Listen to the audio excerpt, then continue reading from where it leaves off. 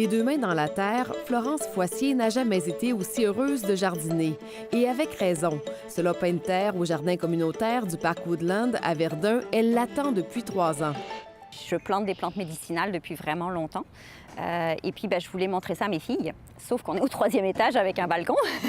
Fait qu'on n'a pas du tout accès à des jardins. En 2019, elle s'inscrit sur la liste d'attente du jardin. Tous les ans, je l'ai appelé, puis... La bonne nouvelle est tombée il y a quelques semaines. Florence fait partie des 8500 Montréalais qui pourront bénéficier d'un jardinet cet été dans l'un des quelques 100 jardins communautaires de la ville. J'étais super contente. En plus, il m'a appelé le jour de mon anniversaire. Fait que là, j'étais comme... Super beau cadeau. Tous n'ont pas eu cette chance. En attendant son propre jardinet, Diane Landry aide une voisine à cultiver le sien. C'est pas moi, là. Je l'ai avec une madame qui est malade. Puis là, moi, j'ai demandé, mon rang, il est rendu à 130. Et ce n'est pas à Verdun où on attend le plus longtemps, alors qu'en moyenne, les résidents du quartier doivent patienter de 3 à 4 ans pour leur jardinet. Ceux de Côte-des-Neiges, Notre-Dame-de-Grâce, doivent attendre de 6 à 10 ans.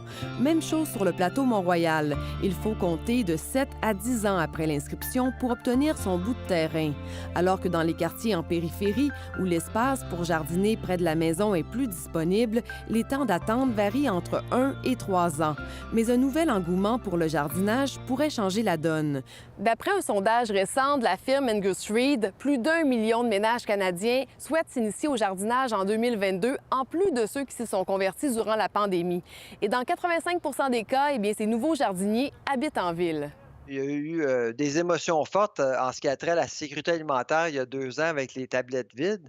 Mais depuis ce temps-là, les coûts augmentent, les coûts alimentaires augmentent et je pense que les gens se soucient un peu d'où viennent les aliments. Montréal investira 10 millions de dollars sur 10 ans dans des projets d'agriculture urbaine. L'enveloppe prévoit l'amélioration des jardins communautaires existants, mais la ville ne misera plus seulement sur cette formule à l'avenir. Est-ce que dans ce contexte de crise du logement, ça serait décent de prendre un terrain municipal pour faire un jardin communautaire alors qu'il peut être utilisé pour du logement social? Sur le plateau, la réponse est non. Et les espaces verts, comme les parcs, répondent déjà à d'autres besoins. On a aussi besoin d'espaces libres pour courir, se détendre, faire des pique-niques ou autres. Sans négliger le modèle des jardins communautaires, Montréal veut se concentrer davantage sur le jardinage collectif dans des lieux publics ou avec des organismes. Un modèle qui a fait ses preuves à Laval, où il est majoritaire. Tout est commun, donc les gens s'occupent, entretiennent l'ensemble du jardin et partagent la collecte en fin d'année. C'est hyper festif, c'est très rassembleur. On est attaché au modèle de jardin communautaire parce que c'est une formule unique, extraordinaire, mais on sait qu'il y a un tel défi avec les listes d'attente qu'on développe en mode collectif. Puis c'est pas tout le monde qui est capable d'aller cultiver un jardin communautaire. Montréal veut ainsi diversifier l'accès à l'agriculture urbaine. Elle propose aussi aux jardiniers de partager une parcelle d'un jardin communautaire. Elle incite les Montréalais à cultiver d'autres espaces, comme leurs balcons, et va même jusqu'à planter des arbres fruitiers, tout en continuant d'entretenir ces jardins communautaires. C'est le paradis, ça fait vraiment du bien, là. C'est ça, je reviens à la maison, je suis tout crottée, mais c'est ça, c'est le fun.